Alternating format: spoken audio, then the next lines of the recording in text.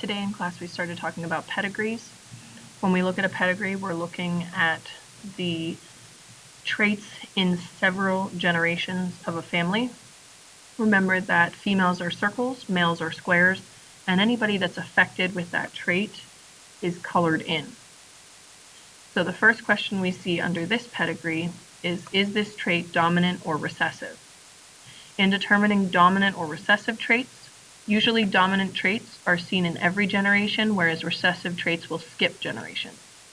So if we look at these generations here, in the first generation, we do have someone that's affected, but no one in this second generation is affected. And then again, we have people who are affected in the third generation.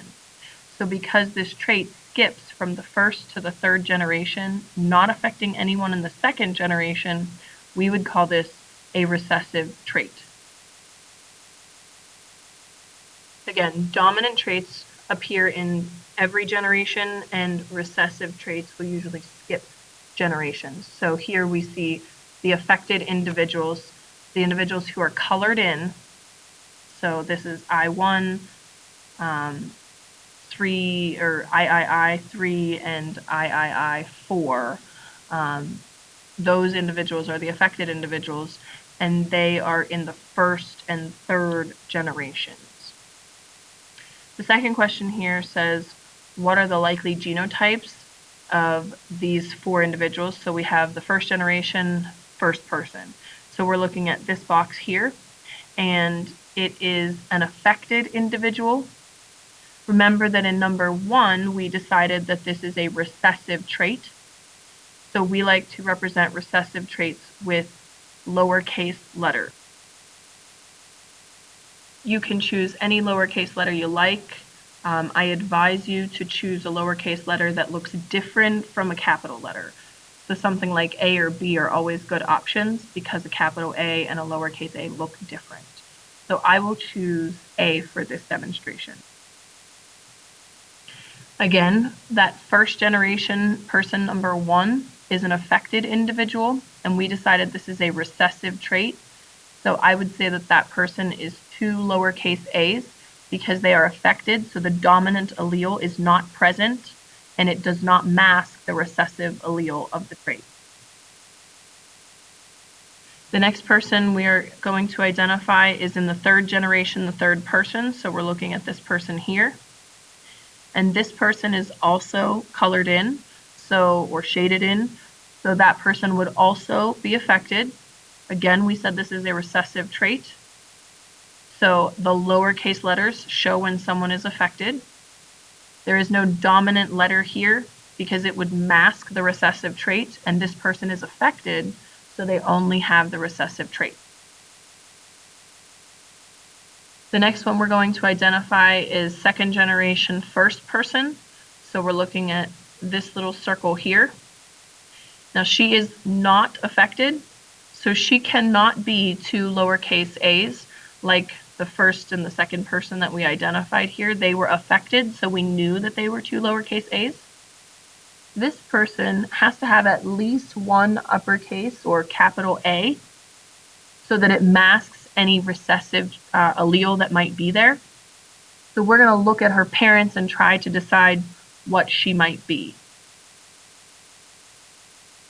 She has a parent who is affected, so one of her parents, her father, has 2 lowercase a's, so he is going to give her one of those lowercase a's, which means that her mother has a capital A, and she has to get that capital A from her mother, because if she got a lowercase a from her mother, the only thing her father could give her is another lowercase a, which means she would be affected.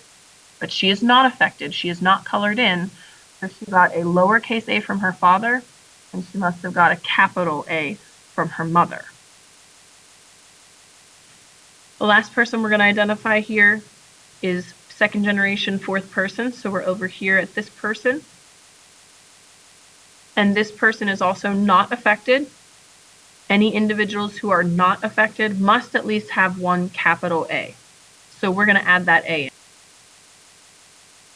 And we're not going to have to figure out the genotypes of her parents we're going to be able to actually look at her offspring, her children, to see if we can figure out what her other letter might be.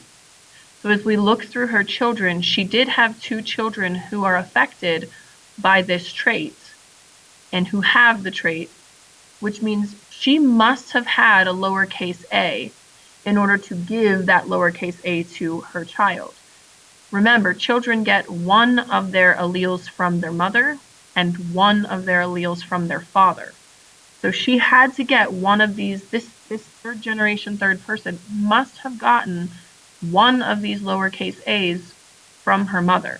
So her mother had to have a lowercase a. The final question that we have to look at is, how do we know that the second generation third and fourth person, so this person here and this person here, let me circle those people for you. So how do we know that those 2 people are heterozygous? And again, this comes back to their children. So if it's too hard to look at their parents, you can always look at their children. They had children who were unaffected. Their first, second, and fifth child were unaffected, which means they must have capital A's. But then their third and fourth child were affected, which means 2 lowercase a's. So the children, number 3 and 4 here, must have gotten those lowercase a's from their parents, one from their mother and one from their father. Now, their father is not impacted by this disorder. He's not affected, which means he cannot be 2 lowercase a's. He has to have at least 1 capital A because he is not affected.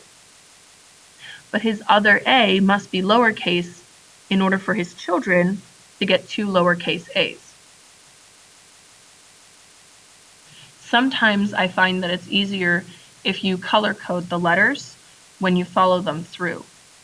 So if we make the father's letters blue, and then we turn one of these down here into blue so that we can see one came from the father, one came from the mother, it is sometimes easier to see that. So I'll take a second here and change those letters out to make it a little easier to see. So hopefully you can see now that this lowercase a came from the father, which is also blue here, and this lowercase a came from the mother, which is red. So each of these a's, one had to come from the father, one had to come from the mother, which means each of the parents had to have that lowercase a in there somewhere. Even though it's not expressed in the parents, it is expressed in the children because there's no capital A paired with it for this child or for this child. The affected individuals are colored in. So back to that question number 3, how do we know that those 2 people are heterozygous? Because they made a child, 2 children to be exact, who have the disease, which means they are carriers for this trait. They have that lowercase allele, the recessive allele, but it is not expressed in them.